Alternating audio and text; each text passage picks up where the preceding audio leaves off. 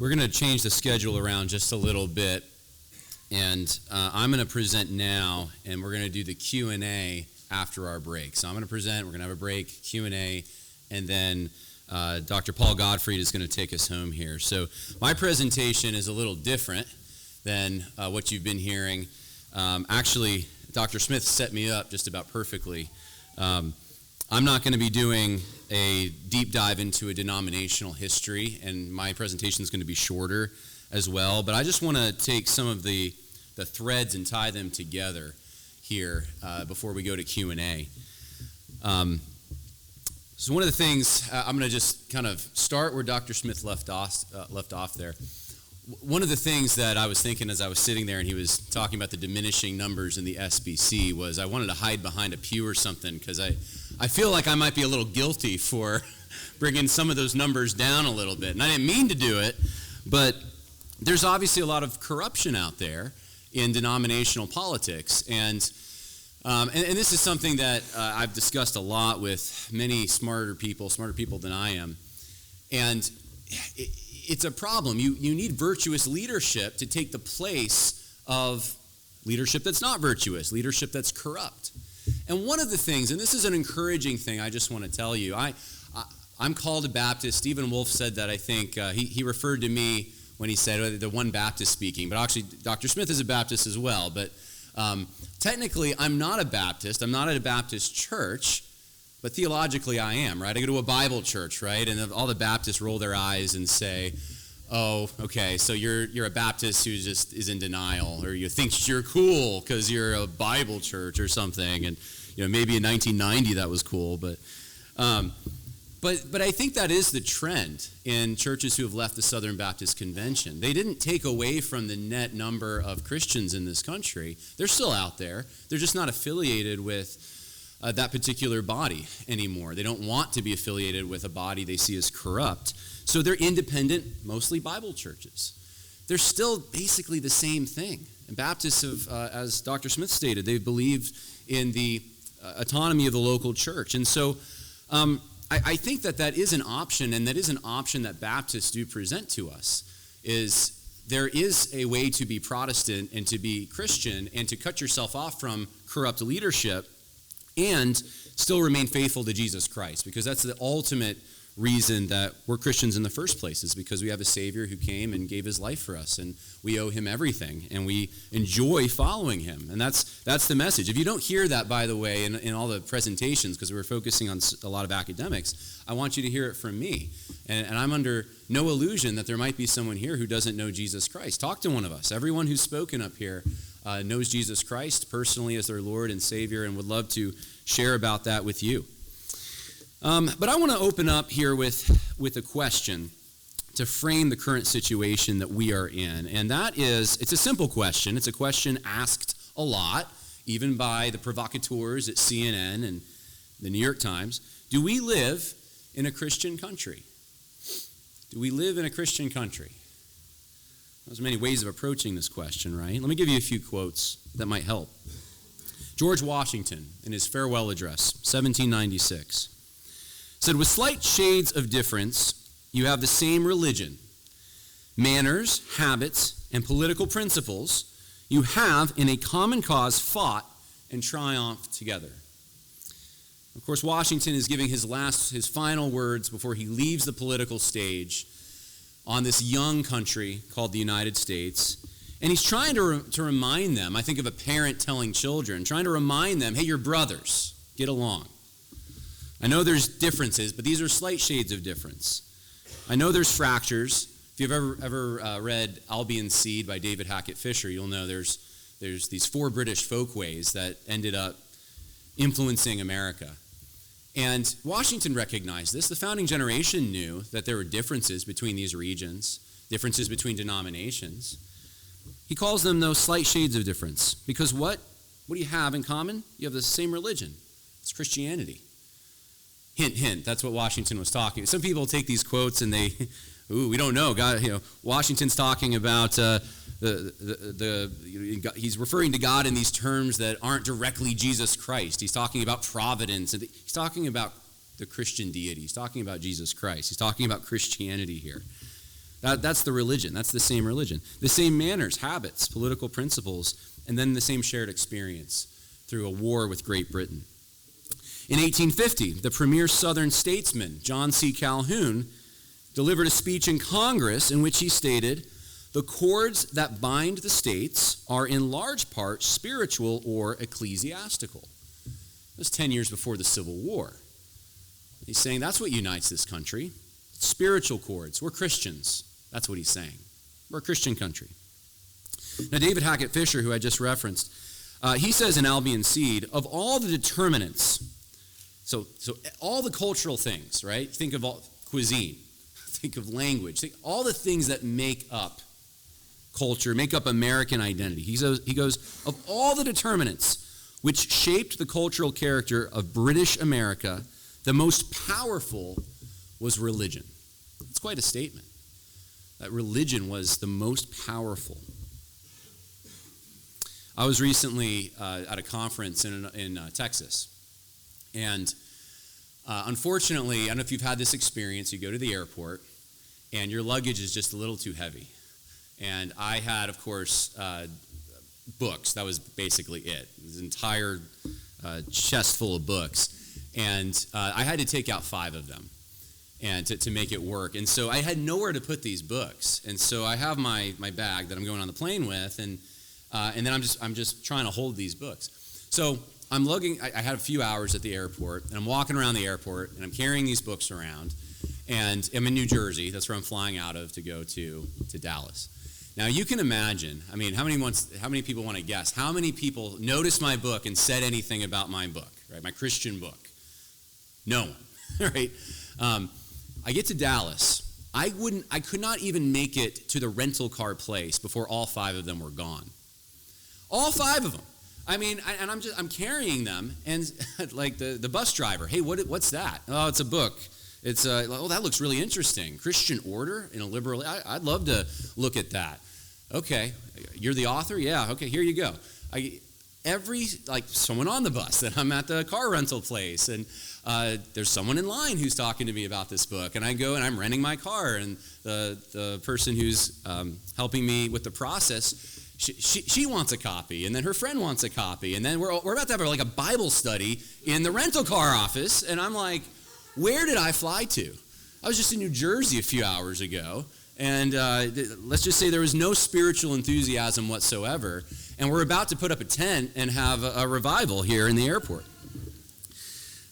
Regional differences, right?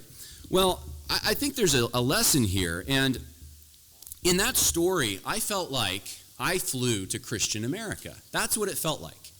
I was in a Christian country. People just they want to talk about God. It's not something that they keep hidden. It's not something that they're ashamed of. And it was, I had to remind myself, I lived in Lynchburg, Virginia for a little while, so I went to Liberty, right? So I remember that, but, when you're in the Northeast, you start forgetting a little bit, and it was encouraging. But that's what it feels like to be in a Christian country. And that is how a lot of the country is, still. Very free to talk about God, very free to talk about Jesus Christ. So I'd like to suggest, I think, on the whole, in many ways, we are still an Anglo-Protestant country. At least we're impacted by it. That is our heritage. And I think that this is actually fundamental to our American identity. I agree with George Washington. I agree with John C. Calhoun on this. If we lose that, we lose who we are. We don't know who we are anymore. That's why this is important, in part. Not just there's obviously a spiritual significance to all this, but there's a social reason this is important as well. We have the fierce independence of the Baptists. We have the order of the Anglicans, the scholarship of the Presbyterians, the conviction of the Puritans, the piety of the Methodists. We are an Anglo-Protestant country. Let me give you some founding era facts on this. 98% of the country, at the time of the ratification of the Constitution, 98% was Protestant. 2% was Roman Catholic. That's it. We only had 2,000 Jews in the country. Insignificant. In 1787, when the federal constitution was ratified, 9 state constitutions had Christian religious test requirements for office holders, including adherence to doctrines like the Trinity and the inspiration of scriptures. The 4 remaining states were governed by explicitly Christian royal charters or constitutions. Every single state was Christian. New York's 1777 Constitution, and I picked this one on purpose because it's supposed to be one of the more liberal ones, right? Their constitution limited religious freedom to Christian ministers of the gospel and priests of any denomination. Those are the liberals at the time. Virginia's 1776 Constitution stated that the free exercise of religion was governed by the mutual duty, and I quote, the mutual duty of all to practice Christian forbearance, love, and charity towards each other. Virginia is often brought up as, they pioneered the religious toleration and really the religiously neutral pluralistic society that people claim is our American birthright. Well, it sounds pretty Christian to me. All 13 states recognized God and exclusively preferred Christianity, even when advocating for freedom of worship. James Madison, in his pursuit of disestablishing the Church of England in Virginia, invoked a duty to the, quote, supreme lawgiver of the universe. Singular, not plural. In 1786, Madison introduced a bill by Thomas Jefferson that punished Sabbath breakers, showing that even champions of religious liberty supported a legally upheld Christian civilization. States enforced laws against witchcraft, blasphemy, and Sabbath breaking, reflecting Christian values. In 1789, Congress appointed publicly funded Protestant chaplains, passed the Judiciary Act requiring Supreme Court justices to acknowledge God in their oath, renewed the Northwest Ordinance encouraging religion in schools, and issued overtly Christian Thanksgiving resolutions. So you have this both on the state level and you have this on the federal level. George Washington, as I just said in his farewell address, in a later portion of it, stated that religion and morality are indispensable supports for political prosperity. This was the common belief of the founders, right? That Christianity was necessary for public morality and virtue, because you needed religion for that, and Christianity was our religion. And without it, men won't limit themselves. You can't have self-government. A higher force is going to have to suppress man, because man can't limit themselves. And one more quote before we get today. Historian Paul Johnson, and this is interesting to me, and this is something probably worth more of my time to study, but he talks about the First Great Awakening, and he says that revival was the proto-revolutionary event preceding the political drive for independence and making it possible. In other words, you have these regions, you have these different denominations, but because there was a shared experience of this revival, this event that of people becoming saved, becoming followers of Jesus Christ throughout the colonies, they were united in a spiritual sense before the War for Independence. And it helped them through that conflict. So many historians talk about that event being vital. Now today we still have some echoes of this, right? We have national holidays. We have Christmas and Easter. And those are obviously rooted in Christian tradition, and they're federal holidays, widely celebrated publicly. We still have Christmas trees and nativity scenes. We still have steeples that crown our city skylines, and church bells are often heard in many towns. In New England, churches are still at the center of towns. Now, whether people go to them or not, you still have the shell, though, of what was once there. We still primarily take oaths of office on Bibles. We say under God, singular, in our Pledge of Allegiance, and we sing patriotic songs filled with Christian meaning. We still tend to socially ostracize polygamists, pedophiles, and Satanists. Now, I realize things may be changing, but there still are these limits, especially when it comes to kids. I don't know if you've noticed that. When it comes to the children, all of a sudden this sort of latent Christianity comes out. Like, not the kids. You can't corrupt them. Adults can do what they want to do, but not the kids. Well, where does that come from? We think religion is good for children. It teaches values. According to a 2020 Pew Research Center study, about 65% of Americans identify as Christian, which is down from 77% in 2009, including 26% evangelical Protestant, 14% mainline Protestant, and 20% Catholic. And this makes Christianity the largest religious group, and even though there's a declining percentage there. So Pan-Protestantism is the major force that bound Americans across different cultures together. And this, of course, goes along with the same similar North, south, people do have different accents and so forth, but we'll call it English. We'll say it's all, it's similar enough, right? They have the same language. They have the same basic ancestry. They came from similar regions, and there was a compatibility there, but religion played a huge, huge part of this. And obviously today we have threats to this, right? We have, I'm going to just survey a few of these and then get to some more constructive, like what do we do with these threats? But here's just a few of them, right? We have social pluralism, so this is a threat from without. Scott, I'm gonna pick on some guys. That's what I do, right? So why not, right? Scott Aniol at G3 Ministries, who I think is a wonderful guy in many ways, has great music stuff. But he said this, and I thought it was worth repeating here. He said that he believes Christians should pursue public office not so they can enforce Christian law, but instead to, quote, prevent pagans from enforcing pagan law. Though Aniol believes Christians still have a duty to uphold the Constitution and be active in the political process, they should reject the establishment of, quote, cultural Christianity. You ever heard anyone go after cultural Christianity? It's a spooky, scary thing, apparently. You might have Christmas carols. I don't know what it'll do. But it's bad. So he called the Pilgrims' motivation in founding the Plymouth colony for the glory of God and the advancement of the Christian faith, quote unquote, unbiblical. The Pilgrims did was unbiblical. Now, under this thinking, Christians should work towards, in his opinion, a, quote, universal common kingdom of God, unquote, in which no religion is favored more than any other. All right, I'm going to call that what it is. That's social pluralism. That's liberalism, right? It's a neutral public square. There is no Christianity that's favored anymore. That's out of step with our very founding principles. That's out of step with our very identity as Americans, not just as Christians, but as Americans. And this is someone who comes from a very conservative, orthodox theological background, right, in Baptistic circles. And I don't mean to pick on him exclusively, so I have other names here. So Jenna Ellis. All right, Jenna Ellis, the lawyer, and she does some great work defending, she defended John MacArthur, right, when he wanted to open up his church. She defended Trump. But she also said that she would more than happily defend Disney when Ron DeSantis, you remember that whole Don't Say Gay bill controversy, and Disney wanted to, Ron DeSantis was cracking down on Disney, and she wanted to defend Disney in that.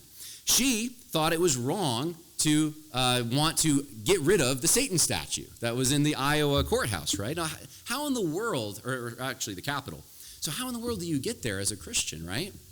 Well, this is, I think, a threat. This is a threat to our identity. And it's a social pluralistic threat that comes from without, that says that Christians should not be favored at all in any of the public accommodations. And the ironic thing is that Christians are the ones that are pushing this, of all people.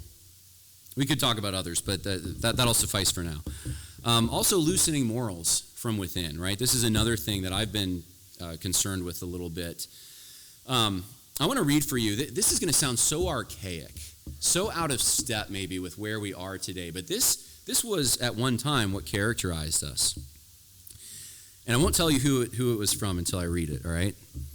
The general, this might give you a little clue, the general is sorry to be informed that the foolish and wicked practice of profane cursing and swearing, a vice hitherto little known in our American army, is growing into fashion. He hopes that the officers will, by example as well as influence, endeavor to check it, and that both they and the men will reflect that we can have little hope of the blessing of heaven on our army if we insult it by our impiety and folly. Added to this, it is a vice so mean and low, without any temptation, that every man of sense and character detests and despises it. Now, you might be thinking, army, could that be the Salvation Army? This is George Washington in 1776, August 3rd. It is general order to our American army. I mean, what is the military known for today? Like, it's one of the main things the military is known for is profanity, right? This is our, what did Jared say, our first Christian prince, George Washington. This is how he ran his army.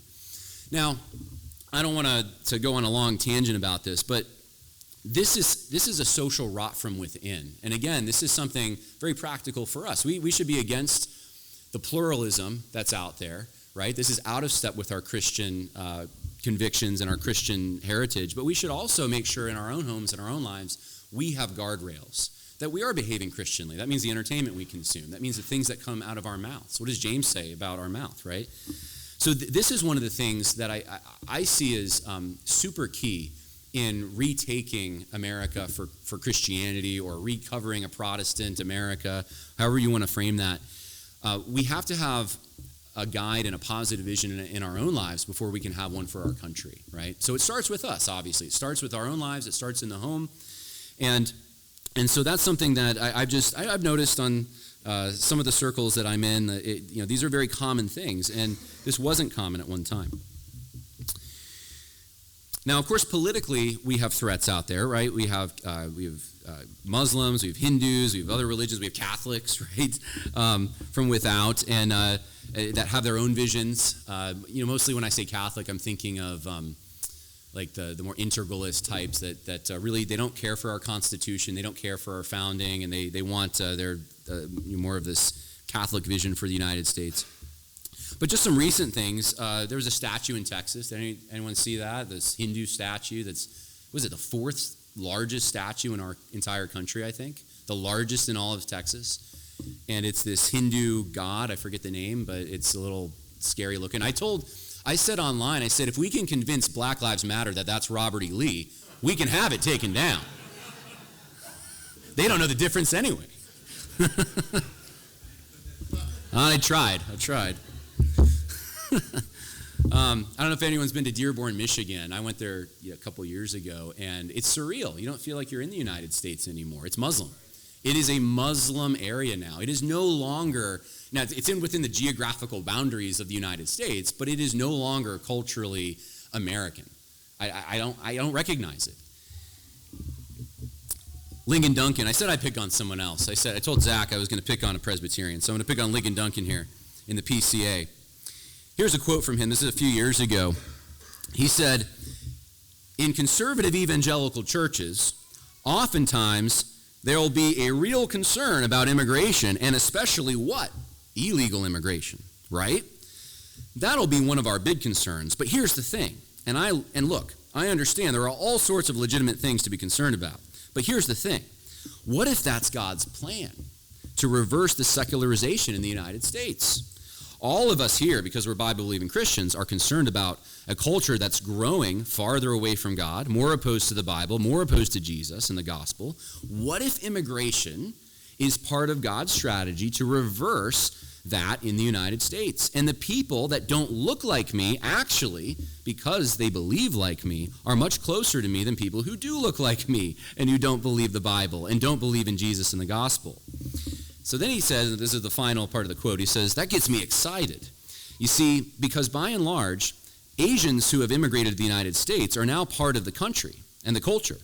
And they're a growing part of the population, and they do not share the secular assumptions of many people that look like me in the Pacific Northwest and in the Northeast regions of the United States." And you just heard me talk about the Northeast. This is a common thing. I've seen this quote manifested over and over coming out of the mouths of our evangelical leadership. What they're saying, let me just translate here, is people coming from the third world or other places, it's mostly the third world because that's the kind of immigration we're talking about, including, I guess, possibly illegal immigration, that these people might have a theistic worldview of some kind. They believe in God, or they believe in gods, or they believe in some spiritual force. But isn't that better than atheists at Berkeley or something like that? And so this justifies all of it. But what's this assumption behind this? The message to Christians is we have a really low bar for what we accept as a spiritual identity in this country. And let me just tell you what I've seen from the political end over the course of my life. Things have gone from Christian values to Judeo-Christian values to family values. Who's getting pushed out of that? Christ. And I'm not saying there's not family values. I'm not saying we can't be co-belligerents with other groups. I'm saying, though, Jesus Christ has to be preeminent. And if he's not, I don't think any of these political projects are going to work. They're not going to be Christian. They're not going to be the American Christian heritage that we've known. There's something else. And I think it's important for us to work with people who can cooperate with us on things like maybe abortion, maybe getting these books out of schools, but we have got to make sure that we keep things separate. If they're Hindus and they want to go, they vote for Trump or whatever, but they have a different God and they erect these statues, the partnership ends there. You can vote for Trump, I'll vote for Trump, but my positive vision is totally different. I don't want those kinds of statues in my country. I don't want my kids looking at that. I want them knowing Jesus Christ, and so did my ancestors. So did the people who came here and formed this country, right? That's honoring your fathers, right, Zach? That's what it is. Then theologically, obviously, we have threats too, right? In the mainline denominations, they're wedded to high cultural assumptions, and the neo-evangelical realm wedded to low cultural assumptions. So it's either the rock show or we're denying the divinity of Christ. But these are that's a very oversimplification. But these are theological threats, obviously, to our Christian identity as well, because they undermine our theology. So I want to just spend the last few minutes here, which I don't have a lot of time, talking a little bit about positive vision. So we need to reinforce who we are. We need to remember who we are. You ever seen those Jason Bourne movies? Don't raise your hand. I just talked about, I don't think there's profanity. Is there profanity? I don't think so. They're pretty clean, right? I just realized as I started to bring this example up, I'm like, am I contradicting myself? So Jason Bourne, for those who don't know, who are maybe holier than me, Jason Bourne's like this secret agent kind of guy, right? And he works for some deep state entity, and he doesn't have a memory of who he is. They erased his memory. So it's a mystery. He's trying to figure out who he is. And I think that's kind of the position we are in as Americans in some ways. We're trying to figure out we're trying to remember who we are, and we're getting like little bits and pieces. This conference is a little bit of that. Maybe it felt like a fire hose, but that's what this conference is. Let's reconnect with who we are. Let's try to remember, like the person suffering from amnesia, maybe there'll be something that jolts it. And maybe that will be the thing that helps us once again return. So which way, Western man? You going to be like Great Britain? Is that who we're going to be like? Are we going to, I don't know if you've seen the headlines coming out of England recently, but England's not English anymore, at least in some of the metropolitan areas. Are we going to go the way of England? Or are we going to lean into what we already have here in the United States? We have a very rich Christian history, and we also have a lot of Christians still, especially in the Bible Belt. That's unique in the Western world. What Dr. Smith said is 100% true. This is the most Christianized area, and we're kind of on the edge of it here in Pennsylvania. So are we going to, which direction, which way? Here's a few things that I think, these are obvious, right? Maybe you don't need to be reminded of these, but maybe we all need to be reminded of these. We need to restore Scripture, right? Evangelism. What was the Great Awakening? What prompted people, even to go across an ocean, to give the gospel to many of your ancestors, or if they aren't your ancestors, to people who eventually did give the gospel to your ancestors when they came over? There was great sacrifice, great suffering, deprivation, great persecution even, as we just heard about. All to share the message of Jesus Christ, all to share the good news of the gospel. That's got to be there. If that's not there, there's no hope. Christ has to be there. So there needs to be evangelism. The Great Awakening spanned from Nova Scotia to Georgia. It covered urban areas, rural areas, including Native American missions. It was just everyone. It extended from the 1720s to the 1780s with key waves in 1734 through 35, in Northampton, 1739 through 41, Whitfield's tours in 1750s through the 1770s, Southern revivals. Maybe in this room is the next Whitfield. I don't know. I don't know what that would look like in these days. It would be a little different than it was back then, but I believe in a God who can use people, even the weak things, to shame the strong. This was an interdenominational thing also. I think that's key to recognize. You had Baptists, Methodists, Congregationalists, all sorts of people involved in this. We need to, so I only have a few minutes left here. We need to restore tradition too here. And this is a big thing for me. I want to just draw a contrast between two particular type of liturgies and just see which one you prefer, okay? So here's liturgy number 1.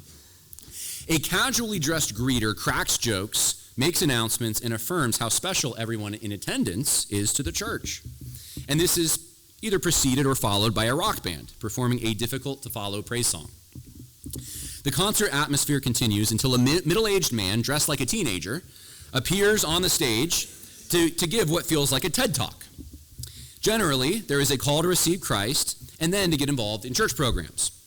This is either preceded or followed once again by a rock band performing a difficult-to-follow praise song. And of course, if Sunday falls on Christmas, regular attendees are not burdened by the obligation to actually attend church, since church is closed so families have time to get together. All right, that describes one kind of liturgy. Here's another one. This is a traditional Protestant liturgy across many different traditions. Traditional Protestant liturgies increasingly move hearts towards a confrontation with the holy character of God throughout the course of a service. They often start with a lofty music, followed by scripture reading and corporate singing. God's presence is acknowledged in an opening prayer, after which congregants confess their sins and are then assured of God's pardon for them. In response, the congregation sings a hymn of praise, more scriptures are read, and the pastor delivers a sermon. This is followed by creeds, intercessions, offerings, the doxology, and sometimes the Lord's Supper, before the service is closed with a final hymn of benediction. And of course, it's open on the holidays, so you can come to worship Jesus. These are two different, and this is what I was confronted with as I graduated seminary. The first description I gave you was universal in the area that I was in Southern Baptist circles. That was the formula. And something just felt wrong about it. I knew something was wrong with it. I see a detestation of tradition out there. Graveyards, steeples, hymns, anything that looks like a church is bad. It's negative. It's judgmental. It's not inclusive enough. We got to make it look like some kind of a corporate entity and put a corporate logo and don't remind people about death. Our ancestors from whatever tradition in Christianity were consumed with the fact that we were one day going to give an account before our Creator. Death was not something that they shied away from. We have their rich words written down in the hymns and our hymn books.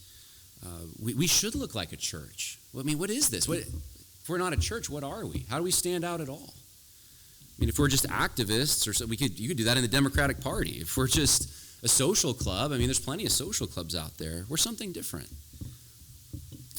The last thing I wanted to say, and maybe this is to encourage you. I mean, these things obviously are pretty standard Christian things. I mean, it's trust and obey, right? There's no other way. So you have to do the things Christians have done to have this restoration. But restoring Christ, restoring the person of Jesus Christ, that is the central element in all of this.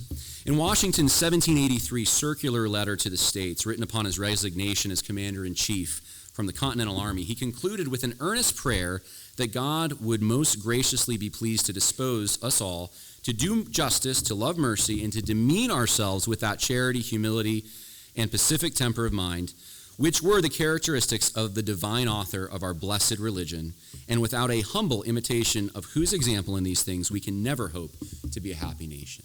He's talking about Jesus. And he's saying that without Jesus, we can't have any hope of being a happy nation.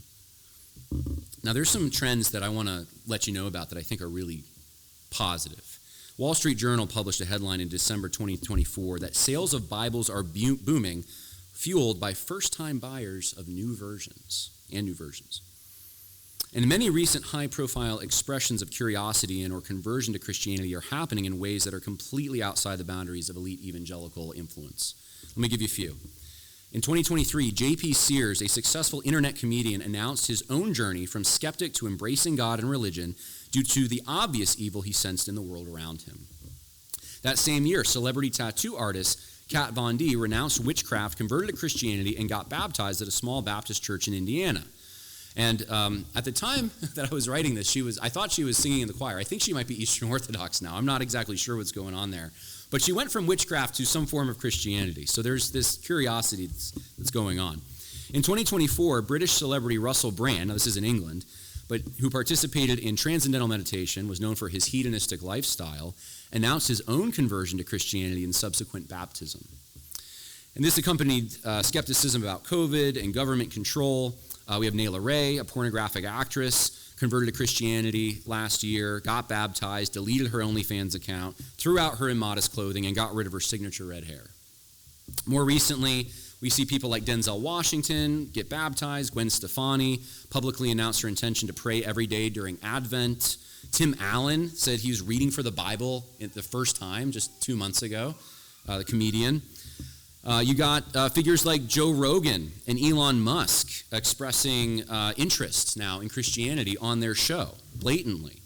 Tucker Carlson's reading through the Bible for the first time. I mean, these are all within the last year, basically. And this is happening, I think, on a layman level even more, on a popular level. So what do we make of all this? Well, I think that the lesson of America and the lesson that we can glean from is that God has always used people, even simple people, even people on the backwoods of the frontiers, to spread his word, to be his witnesses, and to also build communities that are stable, that can resist these tides and these threats. And he doesn't oftentimes give credit to the elites, the people, the Pharisaical people who would love to take credit for these things. Oftentimes he uses the simple. And our Christian heritage is basically that. It's a bunch of simple people coming to this backwater region at the time, not Europe, this new frontier, and bringing their Christianity with them, and bringing it to the natives, bringing it to everyone that they could. And that's what we have to tap back into. That's what we have to recover, and we can do it. But we can only do it if Jesus Christ is at the center. And so that's my hope. That's why I do this. That's why we're learning about the history of these denominations, is so you know more fully where you came from and where this land came from and why we are what we are and why our identity is and should, and I hope always will remain, a Christian country.